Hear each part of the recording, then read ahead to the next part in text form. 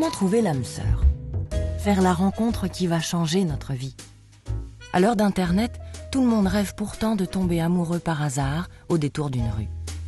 Mais est-il plus facile de rencontrer l'amour dans une grande ville que sur une île au milieu de l'océan? Pourquoi ne pas aller le vérifier et partir à des milliers de kilomètres de la métropole pour atterrir après 3 avions et 2 jours de voyage sur un territoire français battu par les vents, Saint-Pierre-et-Miquelon. À Saint-Pierre-et-Miquelon, peut-être plus qu'ailleurs, le hasard de la rencontre est un petit miracle. Mais ce qui semble exceptionnel aujourd'hui l'était moins autrefois quand l'activité de pêche attirait les marins. Les femmes venaient de l'île canadienne d'à côté, Terre-Neuve, pour travailler comme gouvernantes. Des histoires d'amour naissaient, les couples se formaient. La route était toute tracée. Pendant des siècles, la pêche fait vivre l'archipel. Les marins viennent du monde entier.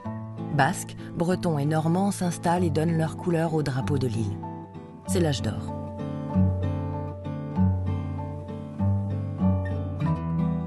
À cette époque, l'archipel est très animé. Les poissons sont déchargés sur les quais, les bateaux vont et viennent, les pêcheurs s'interpellent. C'est dans un de ces dancings que l'histoire d'amour de Liliane et Jacques va naître. Ils se souviennent comme si c'était hier de ces moments de bonheur.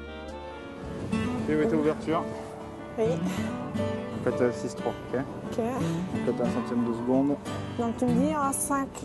Anne-Laure et Thomas habitaient à des milliers de kilomètres l'un de l'autre et ne se doutaient pas qu'un jour, en allumant leur ordinateur, leur vie allait changer. Laurent a découvert ici le sens de la fraternité. Cette association, les Zigotos, qui restaure d'anciens bateaux de pêche, a conservé l'esprit de solidarité des gens de la mer. C'est ici que Lise a rencontré l'amour, qu'elle s'est mariée, puis a divorcé il y a 20 ans. Amoureuse de son île, rien ni personne ne pourrait défaire ce lien si fort avec sa terre natale qu'elle ne quittera jamais. Elle est très attachée à ce privilège de vivre dans cet univers protégé. Avec ses plages à perte de vue, sa beauté sauvage, son silence, sa faune et sa flore, Miquelon-Langlade reste le paradis des amoureux de la nature. Pour d'autres jeunes, la question de la rencontre ne semble pas prioritaire. David est parti en métropole pour suivre une carrière de sportif de haut niveau. Après une blessure, il est revenu il y a 2 ans et a trouvé sa place comme entraîneur. À la merci d'un Cupidon, qui décide d'envoyer sa flèche là où il veut, les amoureux ont ensuite les cartes en main.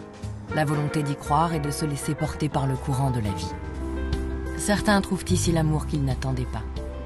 D'autres partiront peut-être le chercher ailleurs. Au fond, à Saint-Pierre-et-Miquelon, on s'aime comme partout. Mais vivre à 2 sur un caillou, c'est aussi écrire une histoire différente, prendre des risques et offrir un décor unique à son destin.